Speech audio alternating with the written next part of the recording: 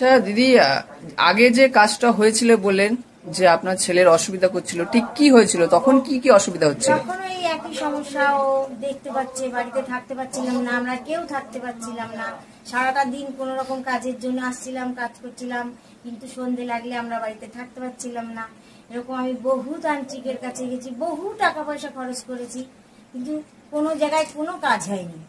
তারপরে লাস্ট একজনের খোঁজে যা পাওয়াতে ওনার কাছে যাই, উনি সব ঠিকঠাক করে আমার বাড়িতে আসে, কাজকর্ম করার পরে আমার ছেলে ঠিক হয়।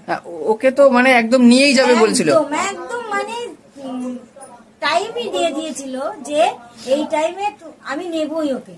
আচ্ছা আচ্ছা। কিন্তু যাই হোক, কালী পুজোর অমাবস্যা ছিল সেই দিন, নিয়েই নেবে এইরকম ভয়, শুধু ওকে না মানে যাকে পারবে। আচ্ছা আচ্ছা। এইভাবে 5-6টা মেয়ে তোর সাথে ছিল। আচ্ছা। তো তারপরে ওনার সঙ্গে যোগাযোগ হওয়ার পরে উনি আমাদের পরিবারটা বাঁচায়। আচ্ছা আচ্ছা। তার মানে আপনি বলতে চাইছেন ওনার জন্যই সবকিছু আমার আছে, ঘর বাড়ি, আমার সন্তান, সবকিছু। আচ্ছা আচ্ছা আচ্ছা। ওনার জন্য আমার সব ঠিক হয়েছে, যার জন্য ওনাকে আবার ডাকা। আচ্ছা আচ্ছা, ঠিক আছে দিদি, ঠিক আছে। আপনারা আবারও দেখছেন আমরা চলে এসেছি দিদির বাড়িতে যজ্ঞ করতে। তো দিদির মুখ থেকে সবই শুনতে পারলেন আপনার কি রকম উপদ্রব করছে ভূত পেচ পিশাচরা। যারা বিশ্বাস করেন না তাদের জন্য আলাদা ব্যাপার, আর যারা এর খপ্পরে পড়েছেন তারা হাড়ে হাড়ে টের পেয়েছেন যে হ্যাঁ, তাদের উপদ্রব কতটা ভয়ানক। তাই আবারও আমরা এসেছি যজ্ঞের